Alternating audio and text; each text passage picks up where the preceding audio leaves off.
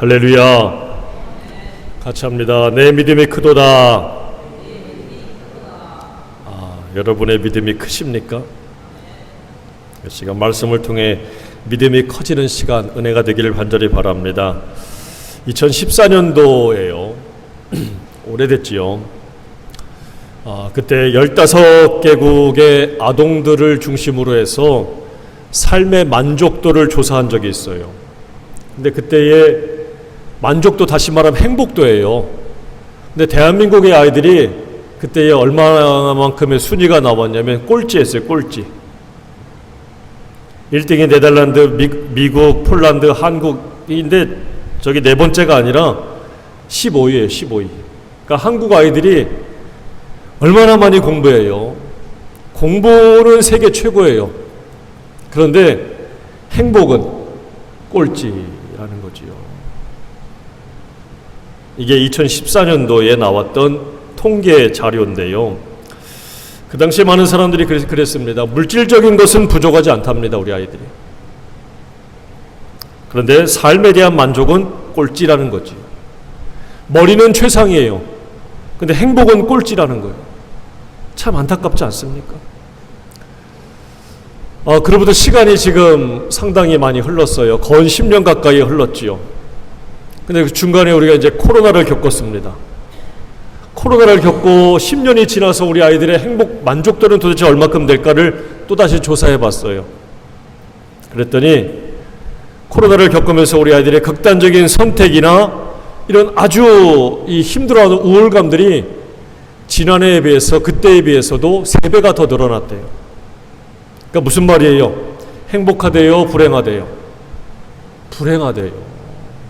우리 아이들이 가지고 있는, 청소년들이 가지고 있는 만족도나 행복감이 훨씬 더 떨어지고 있다라는 거죠.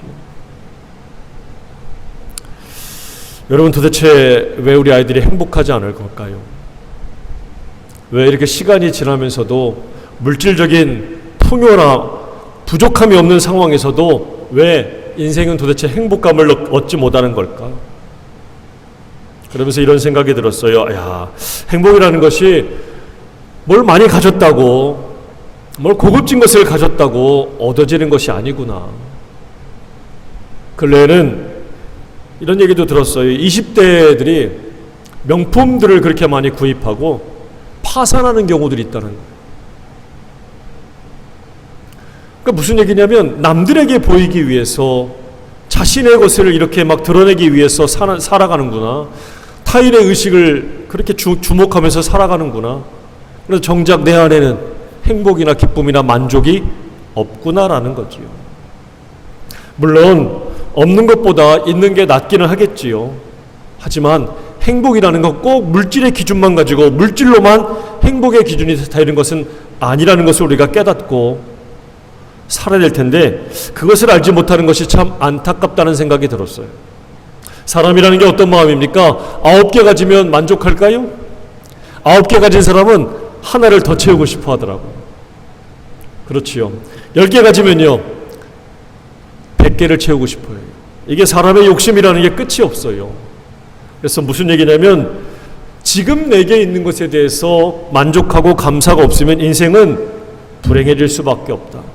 아무리 많은 것들로 내게 채우려고 해도 늘 갈증에 허덕일 수밖에 없다라는 것을 우리가 깨닫고 살아야 될 줄로 믿습니다. 진짜 행복은 어디에서 올까? 진짜 행복은 내가 하나님을 향해서 얻을 수가 있어요. 성경이 얘기하는 행복이 바로 뭘까? 인류가 저지른 죄악 가운데 하나님의 말씀을 불순종하고 에덴 동산에서 떠나게 되었잖아요. 그 에덴에서 떠났을 때에 우리는 뭐라고 얘기하냐면, 신학적으로 하나님을 등지고 떠났다고 그래요. 하나님을 등지고 하나님께 멀어지는 이것 자체가 우리는 죄라고 말합니다. 죄의 상태지요. 하나님을 등지고 에덴에서 추방당한 최초의 인간인 아담과 하와예요. 그때부터 인간은 무엇으로 채워야 될까요? 하나님이 아니라 세상 것으로 나를 채워야 되는 거예요. 땀 흘려 일해야 되고, 수고해야 되고, 그래서 세상을 향하면서 세상의 것들로 나를 채우기 시작한 거예요. 근데 여러분 아십니까? 아무리 채워도요, 인간이 만족했다는 얘기가 없어요. 이 행복이요, 잠시 잠깐은 오는데 또 하루 지나고 이틀 지나면요, 또 사라집니다. 지속되는 만족과 지속되는 행복이 없어요. 오히려 사람은 그때로부터 채우면 채울수록 어떻습니까? 채워지면 만족하는 게 아니라 계속해서 느끼고 더 채우기 위해서 어떻게 합니까? 전쟁을 벌이고 싸움까지 한다는 사실이에요. 무슨 얘기일까요? 하나님을 등진 인생은 행복하기 위해서 살지만 오히려 그 삶이 살면 살수록 더 불행해지고 더 비참해지더라라는 것이죠. 결국 무슨 얘기입니까? 하나님을 등진 인생은, 하나님을 등진 채로는 결코 어떤 인생도 진짜 행복을 느낄 수도 없고 얻을 수도 없다라는 거예요. 그럼 어떻게 될까요? 하나님을 향해야 진짜 행복이 온다는 사실이에요. 하나님을 향해 가야, 하나님께 초점을 맞춰야, 하나님께 등진 것을 다시 돌이켜서 나아가야 거기서 행복이 온다는 사실이에요. 그게 성경에서 말하는 것이 뭡니까? 회개라는 거예요. 진짜 회개. 참 회개를 이룬 사람은 하나님께 나아갈 때에 창피하고 부끄러운 게 아니라 내 죄로부터 등을 돌리게 되고 하나님을 향해서 나아갈 때에 진짜 행복이 온다는 사실이에요. 아담과 하와가 하나님을 등진 채 세상에 나가서 아이를 낳았지요. 그 아이가 바로 가인과 아벨입니다. 근데 이 가인과 아벨인데 아버지가 어머니가 가르쳐줬어요. 하나님께 이렇게 제사를 드려라. 그래서 가인은 자기가 지은 곡식으로 하나님께 제사를 드렸고, 동생 아벨은 양을 잡아서 그 피로 하나님께 제사를 드렸습니다. 그런데 하나님이 동생 것은 받으셨는데 형 거는 안 받았어요. 그랬더니 가인은 어떻게 합니까? 화가 나고 분이 나서 그 동생을 돌로 쳐 죽였습니다. 쳐 죽였어요. 여러분, 이게 무슨 얘기일까요? 하나님을 향해서 나가는 건 참 좋아요. 가인도 하나님을 향해서 나갔어요. 근데 불행해졌잖아요. 아벨은 하나님께 나갔다 죽임을 당했어요. 물론 하나님이 아벨을 받으셨지요. 근데 이게 무슨 얘기일까? 하나님을 향하는 것조차 내 기준으로만 한다면 여러분 진짜 행복을 얻을 수 없다는 얘기입니다. 내 기준, 내 고집, 내 생각, 내 방법으로 하나님께만 나아간다? 여러분 그거 진짜 행복이 아니에요. 가인도 하나님께 나갔습니다. 그런데 살인자가 되고 말았습니다. 오히려 내 방법, 내 기준으로만 하나님께만 막 나가면 역효과가 나고 더 불행해질 수밖에 없어요. 하나님께 나가는 것조차도 여러분 우리는 내 중심이 아니라 하나님의 중심, 하나님의 방법, 하나님의 뜻으로 나가야 돼요. 여러분, 그러므로 이 시간 우리가 고백해야 될 게 뭐예요? 내가 내 뜻대로 왔습니다가 아니라 내가 누구의 인도하심으로? 하나님의 인도하심으로 여기에 왔습니다라는 고백이 돼야 돼요. 할렐루야. 그래서 우리가 항상 하나님의 인도하심을 믿고 그것을 통해서 고백하는 자가 되어야 우리가 불행해지지 않는 거예요. 오히려 하나님 앞에 온전하게 나갈 때 그때 인생은 진짜 만족과 감사가 나오고 그때 비로소 참된 행복을 느낄 수가 있습니다. 사람 의식해서, 사람 생각해서, 사람 바라보고 자꾸 나가다 보면 여러분 우리 자꾸 불행해져요. 여기서 벗어날 수가 없어요. 그래서 같이 하겠습니다. 같이 고백해 볼게요. 파란색 글씨 한번 읽어보세요. 시작. 내 행복은 오직 예수님으로 채워져야 되는구나. 내 행복은 하나님의 영으로 채워져야 하는구나. 아멘. 여러분 한번 읽어볼까요? 시작.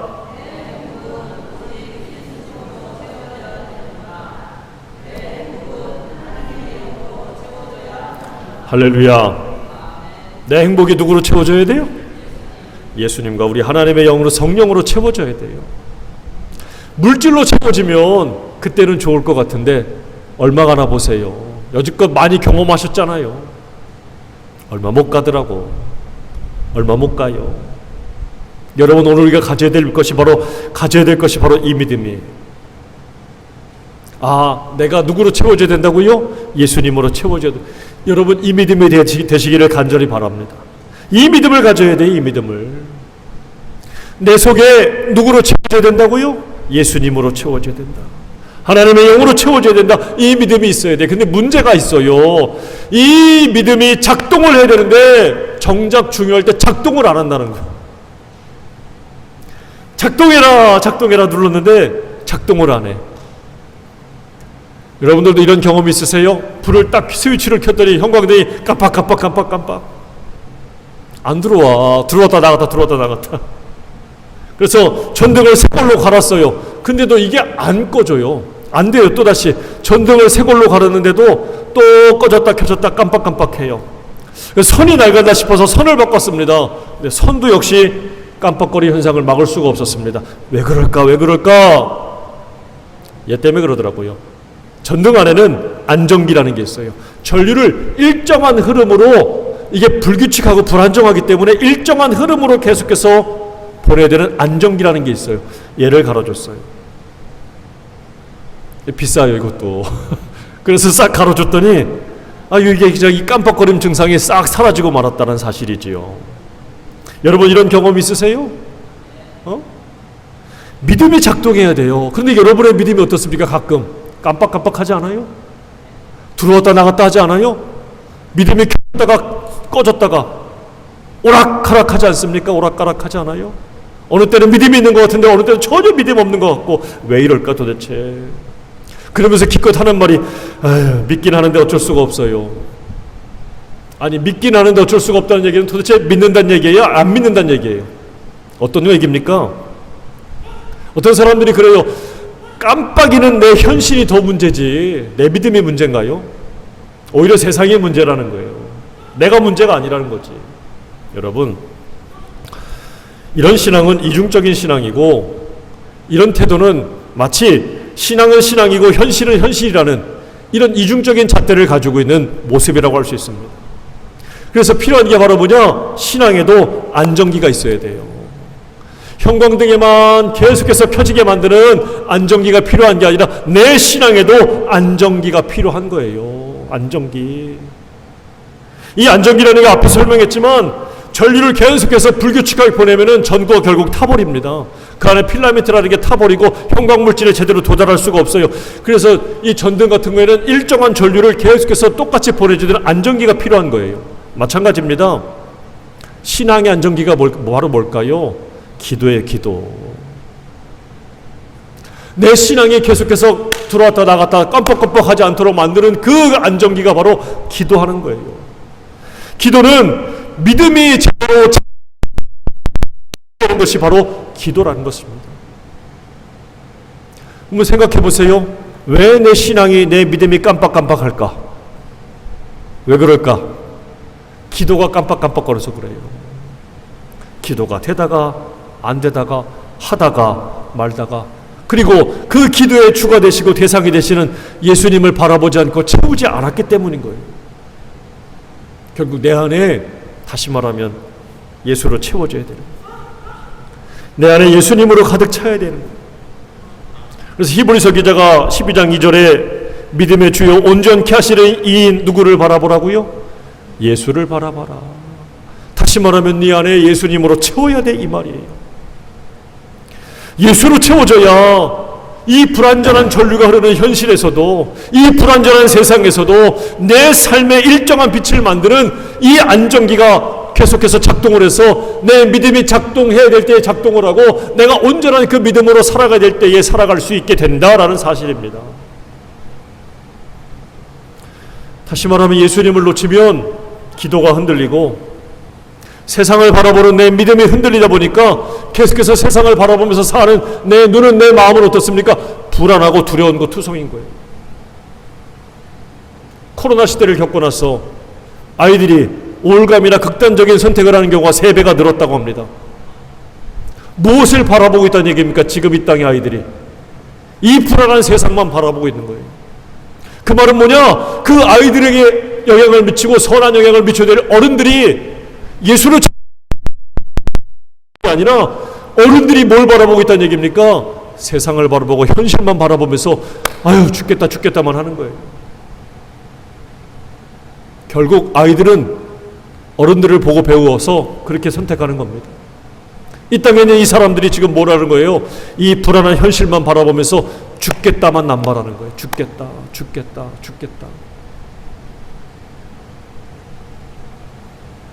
여러분, 눈에 보이는 깜빡이는 문제만 아무리 해결해 보십시오. 그걸로 끝인가? 또 깜빡일 수밖에 없어요. 아우 나 깜빡깜빡해서 힘들어. 나 이제 쉬어야겠어. 잠 좀 자야겠어. 나 이제 부르지 마. 아무리 그래 보십시오. 그때뿐일 겁니다. 쉬어도 또 피곤해. 놀아도 그때뿐이에요. 또 흔들릴 수밖에 없어요.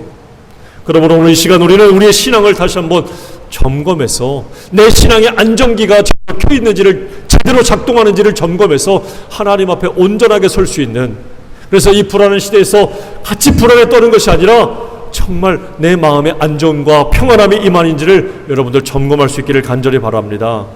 그래서 히브리서 12장 1절에 히브리서 기자가 이렇게 말씀합니다. 이러므로 우리에게 구름같이 둘러싸 허다한 증인들이 있으니 모든 무거운 것과 얽매이기 쉬운 죄를 벗어버리고 인내로써 우리 앞에 당한 경주를 하며 그랬어요. 무거운 것과 얽매이기 쉬운 죄를 벗어버리래요. 여러분 자신의 신앙을 점검한다는 게 바로 뭐냐? 무거운 것과 얽매이기 쉬운 죄를 벗는 거예요. 다시 말하면 내 인생을 무겁게 하고 얽매이게 하는 문제들을 해결해야 내가 불안하지 않고 내 믿음이 작동해야 될 때 온전히 작동할 수 있게 된다는 거예요. 여러분 지금 이 시간 우리가 점검해야 될 게 바로 내 신앙 가운데, 내 믿음 가운데 있는 건데 혹시 내가 지금 죄 가운데 있는 것은 아닌가? 이걸 점검해야 하라는 얘기입니다. 언제 해야 됩니까? 지금 점검해서 지금 버릴 수 있을 때 버려야 돼요. 어디다 버려야 돼요? 옆 사람한테? 저한테요? 난 무슨 죄요? 어디다 버리라고요? 십자가 아래 벗어 던져야 돼요. 이 모든 죄를 다 해결할 수 있는 우리 주님 앞에 다 벗어놓고 가야 돼요. 언제? 지금 주님 앞에 다 내려놓고 가요. 정말 부탁입니다. 예배 드리고 다시 싸질머지고 가지 마요. 어떤 목사님이 그랬어요. 와가지고 그냥 다 기도할 때 다 하나님 앞에 다 내려놓고 다 풀어놓고 집에 갈 때는 주섬 다 싸가지고 예배당 문을 나서면서 아유 죽겠다. 아이고 내 팔자야. 왜 그래 도대체. 집에 갈 때 가볍게 가야지. 왜 한숨 쉬고 투덜거리고 화내고 예민해지고 걱정하고 왜 그러고 갑니까? 안 내려놓은 거잖아요. 무거운 그 죄악의 짐을, 얽매이기 쉬운 그 죄악의 짐을 내려놓고 가야지. 벗어놓고 가야지. 왜 다시 주워입고 왜 다시 싸질머지고 낑낑거리면서 힘들다 어렵다고 이렇게 얘기할까요? 사랑하는 여러분, 걱정하지 맙시다. 왜 걱정하지 말아야 될까? 왜냐하면 이 문제를 제가 아니라 우리가 믿고 섬기는 우리 주님께서 온전히 해결할 수 있기 때문이에요. 우리가 가져야 될 믿음이 바로 이것입니다. 내 문제를 누가 해결할 수 있다고요? 우리 주님이 해결할 수 있다는 믿음을 갖는 거예요. 여러분 여기서 시작을 해야 돼요. 우리가 가져야 될 이 믿음이 바로 이것입니다. 아유 주님이 오셔도 안 돼. 그럼 주님을 왜 믿어 도대체? 왜 따라가는 거예요? 우리가 믿고 주님을 따라가는 이유는 내 모든 인생의 문제를 주께서 해결할 수 있다, 하실 수 있다라고 하는 이 근본적인 믿음부터 가져야 된다는 사실입니다. 이 믿음을 가져야 돼요. 우리가 이 믿음 위에 굳게 서야 될 줄로 믿는 저와 여러분 되기를 주의 이름으로 축원합니다. 그러기 위해서 어떻게 하랍니까? 히브리서 기자가 말한 대로 인내로써 우리 앞에 당한 경주를 하랍니다. 뭐로써? 인내하래요. 제발 한두 번 안 됐다고 포기하지 말래요. 좀 안 된다고 좌절하고 금방 절망해서 하나님이 계셔도 안 되네 그러지 말란 얘기예요. 좀 참으란 얘기예요. 지금 보면 아시안게임이 일어나고 지금 하고 있잖아요. 우리 선수들이 열심히 지금 4년 동안 준비했고 또 생각해봐요. 코로나 기간 동안에 얼마나 고생 많이 했겠어요. 얼마나 힘들었어요. 얼마나 열심히 훈련하고 인내하고 연습했겠습니까? 왜 그렇게 해요? 왜 그렇게 합니까? 지금 경주하니까. 오늘을 위해서, 이때를 위해서 그렇게 참고 훈련하고 땀 흘리고 애쓴 거잖아요. 이때를 위해서. 이때 잘해보려고. 그런데 안타깝게 누구는 금메달도 따지만 누구는 순위에도 들지 못하고 누구는 좋은 결과를 바라지도 못하는 그런 선수들도 분명히 있어요. 하지만 다 잘했지. 어떻게 메달 딴 사람만 그렇게 한 거예요? 저는 다 잘했다고 봐요. 다 열심히 했다고 봐요. 마찬가지입니다. 우리가 지금 가져야 될 그 믿음은 바로 뭐냐? 주님 앞에 필요한 믿음입니다. 그때를 위해서 지금 뭐 하라고요? 인내하라는 얘기예요. 주님 앞에 서야 될 그때를 위해서 지금 뭐가 필요해요? 인내하는 믿음. 믿음의 인내가 필요하다는 사실입니다. 여러분 포기하지 말고 그 인내하는 믿음을 갖는 저와 여러분 되길 간절히 바랍니다. 주님은 바로 이것을 기대하고 있고 이걸 보고 싶어요. 우리의 믿음 보기를 원하십니다. 저와 여러분의 믿음을 그래도 그랬고 지금도 마찬가지예요. 아브라함과 이삭과 야곱 때도 마찬가지고 다윗 때도 마찬가지고 지금도 마찬가지예요. 그때나 지금이나 우리 주님은 변하지 않아요. 똑같이 어떤 것을 원하십니까? 믿음 보기를 원하신다는 사실입니다. 저와 여러분의 믿음이 정말 주님 보실 때 온전한 믿음, 칭찬받는 믿음 되길 간절히 바랍니다. 누가복음 18장 8절에 주님께서 그러다 이런 말씀하셨어요. 인자가 올 때 이 세상에서 믿음을 보겠느냐. 이 현대어 성경을 보면 이렇게 돼 있어요. 인자가 다시 올 때에 믿음을 가지고 있는 사람을 과연 몇 명이나 찾을 수 있을지 걱정이구나. 무슨 얘기예요? 믿음이 많다는 얘기예요? 적다는 얘기예요? 믿음이 많다는 얘기예요? 아니지요. 믿음을 가진 사람이 적다는 얘기지요. 그 주님이 탄식하는 얘기예요. 여러분 우리가 주님이 저와 여러분을 볼 때에 혀를 차면서 아휴 이런 믿음이 돼야 되겠어요? 아유 그럴 줄 알았어. 너 참 잘할 줄 알았어. 네가 끝까지 올 줄 알았어 라고 하는 이런 인정받는 믿음이 돼야 되겠어요? 여러분 주께 인정받는 믿음 되시기를 주의 이름으로 축원합니다. 축원합니다. 할렐루야. 출애굽기에 보면 가데스 바네아라고 하는 곳에서 모세가 12명의 정탐꾼을 다 뽑지요. 각 지파마다 한 사람씩을 다 뽑아가지고 이 가나안 땅에 정탐을 보냅니다. 무슨 얘기예요? 정탐하고 돌아왔어요. 하나님이 미리 가서 보게 하신 거예요. 뭘 보라는 얘기입니까? 하나님이 주신 것을 믿음으로 보라는 얘기예요. 믿음으로 보기를 원했어요. 그런데 결과는 뭐냐? 보여줄 믿음이 하나도 없었어요. 돌아와서 뭐라고 보고합니까? 좋기는 좋은데 거기 가니까 다 거인족 속이고 우리는 거기에 가니까 뭐 같아요? 메뚜기 같더이다. 보여줄 믿음이 하나도 없었어요. 보여줄 믿음이 없었어요. 결국 그들이 무슨 말을 합니까? 불신의 말만 해요. 불신의 말하고 들어갈 수 없다고 원망불평하니까 하나님이 어떻게 합니까? 들으신 그대로 그들을 버리셨습니다. 그리고 믿음의 말을 한 여호수아와 갈렙만이 그 가나안 땅에 들어갔죠. 같이 하겠습니다. 믿음 있는 곳에 길이 열린다.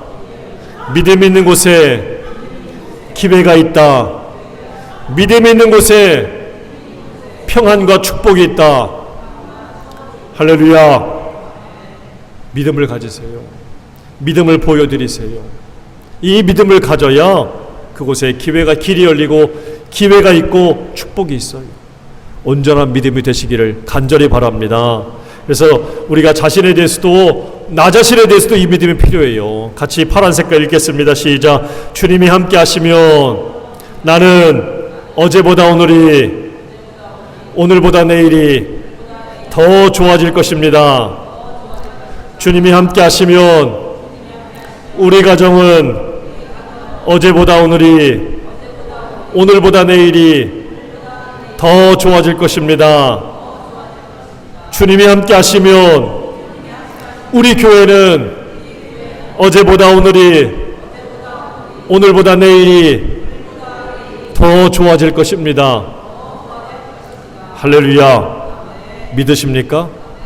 여러분 이 믿음을 가지세요. 목사와 함께해서가 아니라 주님과 함께해서 더 좋아진다는 믿음을 가져야 돼요. 여러분에게 이 믿음이 제대로 작동하시길 간절히 바랍니다. 깜빡깜빡하지 마세요. 오늘 본문 말씀 21절에 보면 예수님께서 두로와 시돈 지방으로 가셨습니다. 이방 지역이지요. 그때 가나안 여자 하나가 그래요. 가나안. 이 이방 지역의 가나안이지요. 이방 여자 하나가 와서 그 지경에서 나와서 소리 질러 이르되 주 다윗의 자손이여 나를 불쌍히 여기소서 내 딸이 흉악하게 귀신 들렸나이다 합니다. 이 구절을 가만히 보면 이 여인의 마음, 이 여인의 심정이 어떤가? 굉장히 간절해요. 굉장히 간절하지요. 근데 주님이 이 간절한 이 마음, 이 믿음, 이 여인에 대해서 이 마음을 몰랐을까요? 저는 충분히 알았다고 볼 수 있어요. 주님은 이 여자의 간절함을 누구보다도 잘 알고 있어요. 그런데 주님 뭐라고 말씀하십니까? 자녀의 떡을 취하여 개들에게 던질 수 없다. 이런 말씀 어떻게 하실 수가 있을까? 이 무슨 얘기예요? 자녀의 떡도 받아 먹을 수 없는 비참한 여인을 일하는 것을 얘기합니다. 어떻게 이렇게 말씀할 수 있지요? 예수님은 사랑의 예수님인데 어떻게 이렇게 비참하게 말씀할 수 있는지 정말 가혹할 따름입니다. 가혹해. 어떻게 이럴 수가 있지? 너무한 말이잖아요. 지금으로 치면요, 이렇게 말하면 어떻게 합니까? 여러분, 이거 인권 침해예요. 인격 모독입니다. 이거 고소당해요. 사람들이 있는 데서 그렇게 얘기했다고 쳐보세요. 그 옆에 제자들이 있었잖아요. 여러 사람들이 들었잖아요. 이거 인격 모독죄가 돼요. 모욕죄가 됩니다. 어떻게 이렇게 말할 수 있을지. 당시에 신문이 있거나 언론사가 있었으면 예수님이 신문에 대문짝하게 났을 거예요. 사랑의 예수가 인격 모독을 하다. 이런 식으로. 어떻게 이럴 수가 있을까? 그런데 이렇게 인격 모독, 인격 침해적인 이런 발언을 듣고도 이 여자가 한 대답은 뭐냐면, 여자가 가로되 주여 올소이다 많은 개들도 제 주인의 상에서 떨어지는 부스러기는 먹나이다 하니. 여러분 보세요. 이 여자는 예수님을 향해서 믿음을 가지고 있었습니다. 믿음이 작동하고 있었어요. 근데 예수님의 그 말을 듣고 믿음이 툭 꺼졌습니까?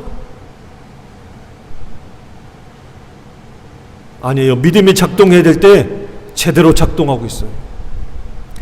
예수님이 답이라며. 그래서 답을 말했어요. 근데 갑자기 아니래. 근데 순간에 아닌가? 라고 할 수 있겠지만 그 여자는 어떻게 해요? 계속 아니야 그래도 예수님이 답이야라고 제대로 작동을 했다는 사실이. 믿음이 꺼지질 않았어요. 여러분, 우리 어떻습니까? 믿음이 작동해야 될 때 이런 말을 들으면, 세상의 부정적인 말을 들으면, 너는 아무것도 아니라는 얘기를 들으면, 그런가? 나는 쓰레기인가? 나는 별것도 아닌가? 지금 아이들이 그러고 있잖아요. 지금 믿음의 사람들이 그러고 있잖아요. 부정적인 얘기를 듣고 아닌 얘기를 들으면 믿음이 작동을 막 하다가 툭 꺼집니다. 난 아닌가 보다. 내 인생은 아닌가 보다. 난 별 쓸모가 없는가 보다. 믿음이 갑자기 켜있다가 툭 꺼져버린다는 얘기입니다. 작동을 안 해요. 그런데 이 여자는요, 깜빡이거나 꺼지지 않았습니다. 계속해서 믿음이 환하게 켜 있었어요. 왜 그랬을까요? 그 여자는 자신의 딸의 문제보다 그 문제를 해결하실 분이 주님이라는 것에 집중하고 있었기 때문이에요. 물론 자기의 문제가 뭡니까? 내 딸이 귀신 들렸어요. 자기는 과부예요. 이 문제를 도저히 해결할 수가 없어요. 그러니 자기는 답도 아니에요. 자신의 딸이 문제예요. 그런데 이 문제를 해결하실 분이 누구라고 믿고 있습니까? 예수님이라고 믿고 있어요. 예수님께 집중하고 있어요. 이 순간에 이 여자는요, 예수님께만 집중하고 있어요. 여러분, 믿음을 가진다는 게 뭘까요? 앞에서 말했지요. 믿음의 주요 온전케 하시는 분께 집중하는 거예요. 이게 믿음이에요. 근데 그분의 입에서 나온 말이 아니야 라고 말씀하더라도 그것도 역시 응답이라고 믿는 거예요. 때론 여러분, 예수님께서 우리를 향해서 no라고 말씀할 때도 있어요. 너 그거 아니야. 그때 실망하지 마요. 낙심하지 마세요. 그것도 응답이에요. 근데 이 여자가 뭐라고요?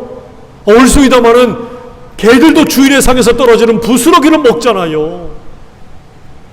그때 주님이 뭐라고 말씀하신 줄 아십니까? 예수께서 대답하여 가라사대 여자여 내 믿음이 크도다 내 소원대로 되리라 하시니 그 시로부터 그의 딸이 나으니라 라고 말씀해요. 칭찬받았어요. 그러니까 주님은 이것을 몰랐던 게 아니라 알고 있었습니다. 다시 말하면 그 여자를 테스트한 거예요. 여러분, 때로 저는 누누이 말씀드리잖아요. 주님이 우리의 믿음을 테스트할 때가 있다는 사실을. 하나님도 아브라함의 믿음을 테스트하셨어요. 주님도 이 가나안의 이 이방 여인의 믿음을 테스트하신 거예요. 근데 우리는 한 번의 테스트로만 딱 받고 주님이 나를 싫어하시나 봐, 나를 버리시나 봐, 금방 연필을 내던지고 시험 문제를 풀다가 금방 포기해버린다는 거지요. 믿음이 확 꺼져버리는 거예요. 여러분, 그래서는 칭찬받을 수가 없습니다. 작동해야 돼요. 믿음이 계속 꺼지지 말아야 돼요. 주님 뭐라 말씀하셔요? 야, 네 믿음이 크구나. 네 믿음이 크구나. 어떤 환경과 문제에서도 이 여자가 주님을 향해 집중해서 그 믿음이 큰 거예요, 여러분. 그런 큰 믿음 되시고 집중하는 믿음이 되어서 여러분 칭찬받는 믿음이 되기를 간절히 바랍니다. 여러분이 가나안 여인은요, 과부예요. 가난해요. 거기다 병을 앓는 딸이 있어요. 근데 그 병을 앓는 딸이 귀신까지 들렸어요. 어떻게 살아? 입장 바꿔놓고 한번 생각해 봅시다. 저 같으면요, 못 살 것 같아요. 여러분 살 것 같아요? 저는 자신이 없어요. 어떻게 살까? 근데 그 소문에 한 소문이 들렸지요. 예수님이 귀신을 쫓아낸대, 병들이를 고친대, 안진뱅이를 일으킨대, 눈 못 보는 사람을 보게 한대. 야, 그 소문에 예수님께서 여기 오신다는 거예요. 그래, 얼마나 기쁘고 반가워요. 한달음에 달려갔겠지요. 그런데 그 여자는 최악의 불행한 환경에서도 삶을 포기하지 않고요. 그 문제를 해결해 주실 분이 자기에게 온다는 얘기를 듣고 소문만 듣고 달려갔어요. 예수님 본 적이나 있어? 없어요. 달려갔어요. 근데 오늘날 이 믿음들이 점점 약해지고 있어요. 왜 그럴까요? 이 여자가 가졌던 믿음의 태도는 바로 뭐냐면 예수 외에는 방법이 없다라고 믿은 거지요. 나의 이 불행한 과부의 인생도, 이 가난의 문제도, 이 귀신 들린 딸의 문제도 해결해 주실 분은 예수밖에 없어라고 하는 믿음이 있었어요. 그래서 달려간 거예요. 그래서 간 거지요. 여러분 생각해봐요. 왜 믿음이 약해지고 흔들립니까? 거꾸로 말하면 예수 외에도 방법이 많은 거예요. 예수 말고도 다른 방법이 있으니까 예수님께 절실하지 않은 거지요. 만일 이 여자가 예수 말고도 다른 방법이 있었다고 생각해 보세요. 이 정도로 예수님께 매달렸을까? 개취급을 당했습니다. 인권 모독을 당했습니다. 그러면 당장에 때려쳤지요. 왜 이렇게 예수님을 절절하게 매달렸어요? 예수 외에는 다른 방법이 없다고 믿은 거예요. 혹시 한번 생각해봐요, 여러분. 여러분의 믿음은 어떻습니까? 예수 외에도 다른 방법이 있습니까? 그러면 절대 예수님께 매달리지 않아요. 어느 순간부터 우리나라 교회가, 우리 믿음들이 예수 외에 다른 방법들을 찾기 시작하니까 절실함이 사라지고 간절함이 없어진 거예요. 그래서 역사가 나타나지 않는 거지 하나님의 역사가 없어진 게 아닙니다. 여러분은 지금 어떤 문제가 있습니까? 그 짐의 무게가 얼마나 됩니까? 어떤 것이든 주께서 이렇게 말씀하셔요. 수고하고 무거운 짐진 자들아 다 내게로 오라. 내가 너희를 쉬게 하리라. 오랍니다. 무슨 얘기입니까? 나 외에는 너의 짐을 벗게 해주고 너를 쉬게 해줄 사람이 없다는 얘기예요. 나만이 너의 문제를 해결해 줄 수 있다는 얘기입니다. 나에게로 와야 너의 모든 것을 다 풀어주고 가볍게 해줄 수 있다는 얘기예요.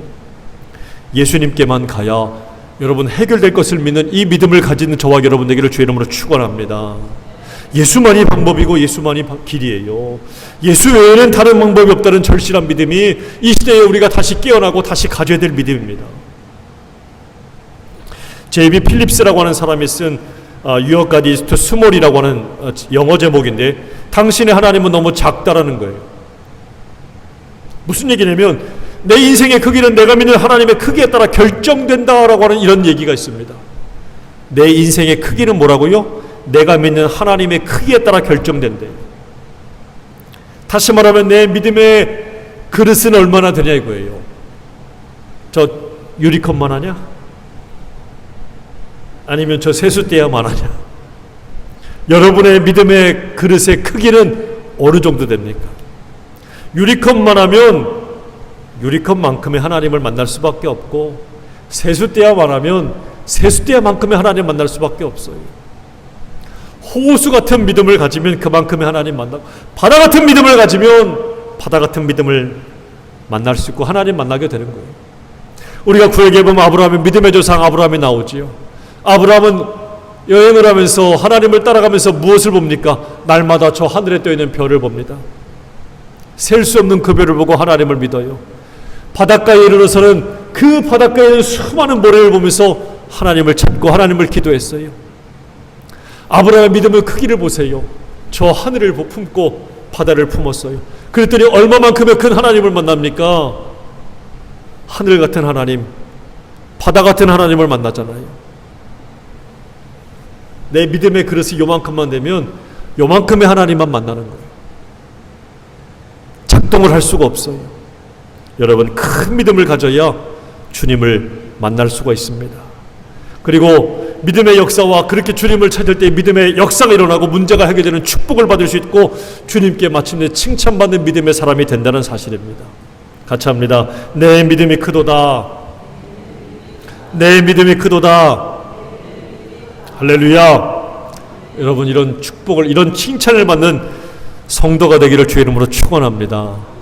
큰 믿음이 되어서 깜빡깜빡하지 말고 제대로 켜져서 제대로 작동해야 될 때 작동하고 제대로 주 앞에 서서 칭찬받는 큰 믿음을 가져서 주 앞에서 칭찬을 받는 이런 믿음의 사람이 되시기를 주의 이름으로 축원합니다. 기도하겠습니다. 아버지 하나님, 감사합니다.